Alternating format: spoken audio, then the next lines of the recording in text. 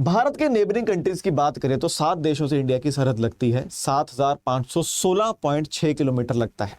इनमें से एक देश है पाकिस्तान। 14 और 15 अगस्त 1947 को पाकिस्तान और इंडिया आज़ाद होते हैं ब्रिटिशर से, और उसके बाद इन दोनों देशों की जो ट्रैजेक्टरीज हैं ग्रोथ की बहुत ही अलग रही। एक देश था इंडिया जिसने एजुकेशन में इन्वेस्ट किया, एम्पावरमेंट में इन्वेस्ट किया, डेवलपमेंट में इन्वेस्ट किया और साथ ही डिफेंस भी। और एक देश था पाकिस्तान, आज़ाद हुआ, इन्होंने बोला चलो छोड़ यार, रिफ्यूजी आए हैं, कहाँ रुकेंगे, खाना पीना करेंगे, डेवलपमेंट गया भाड़ में, हमला करते हैं। 48, 71, 99 इनका एक ही टारगेट रहा है कि भैया पाकिस्तान इंडिया में घुस जाए, पाकिस्तान इंडिया से कश्मीर ले ले।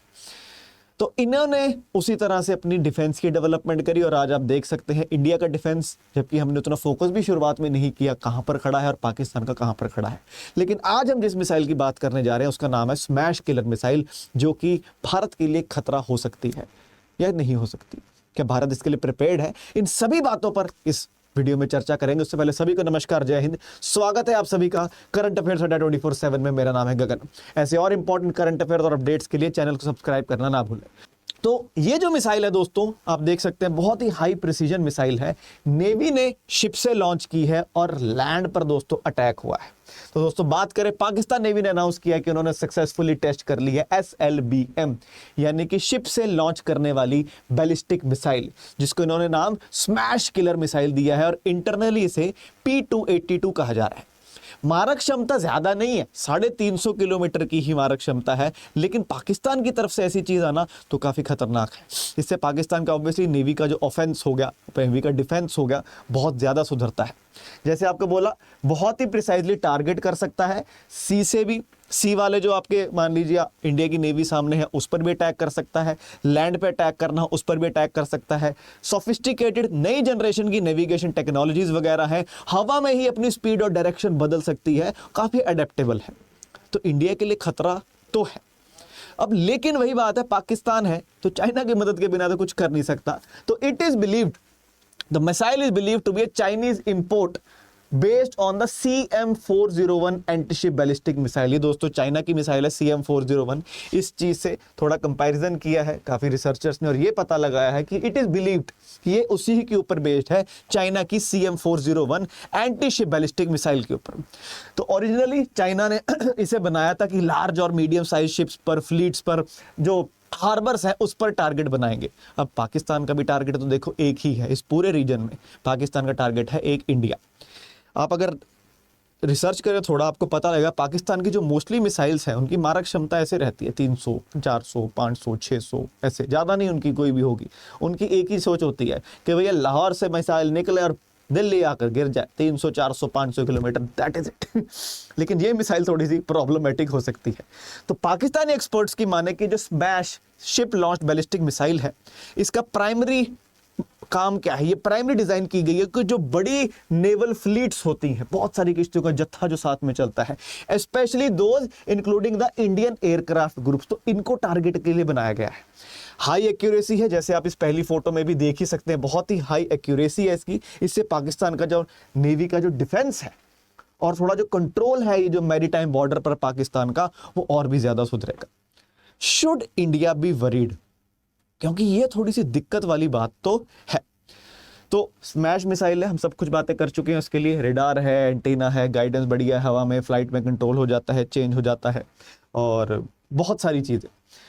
और मुद्दे की बात क्या है, इस साल पाकिस्तान की ये पहली नहीं, ये दूसरी मिसाइल है जो टेस्टिंग की है।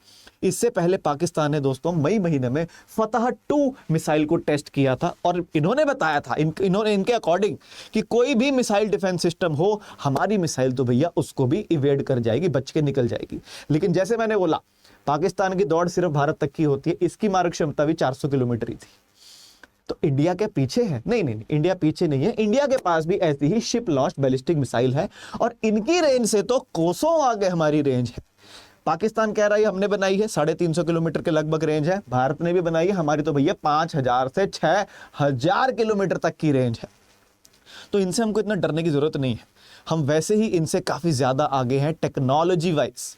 इंडिया की जो शिप लॉन्च बैलिस्टिक मिसाइल है, इसे के सीरीज SLBMs कहा जा रहा है, K-15 सागरिका, K-4, तो 3500 किलोमीटर तक की रेंज तक है। और INS अरिहंत ऐसी और न्यूक्लियर सबमरीन से इसे लॉन्च किया जाता है। तो भारत को इतना सोचने की जरूरत नहीं है, भारत वैसे ही इनसे काफी आगे है।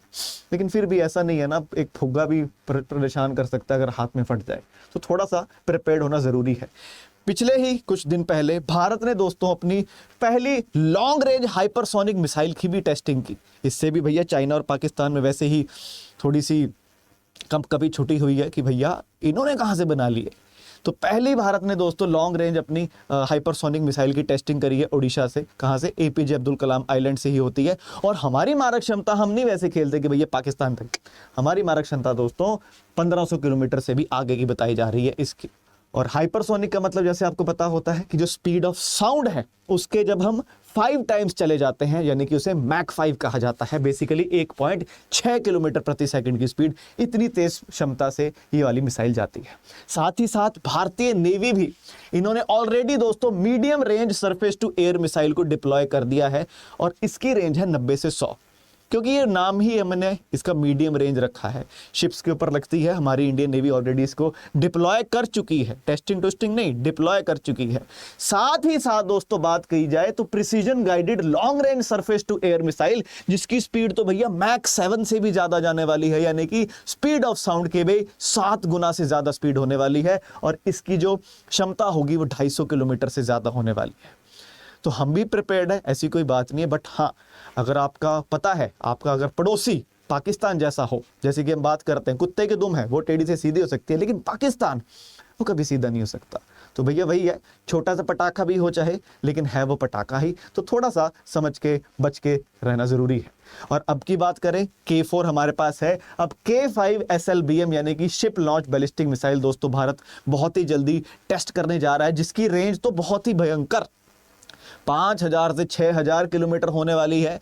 न्यूक्लियर असला लेकर जाएगी और पूरी तरह से DRDO इसे बनाएगी। तो हम काफी आगे हैं, लेकिन वही बात, बचाव करने में, प्रिकॉशन में कोई कमी नहीं। वीडियो कैसी लगी दोस्तों कमेंट्स में जरूर बताइएगा। ऐसी और वीडियोस के लिए चैनल को सब्सक्राइब करना ना भूलें। This is me Gagandeep Singh signing off. Take care. Jai Hind, जय भारत।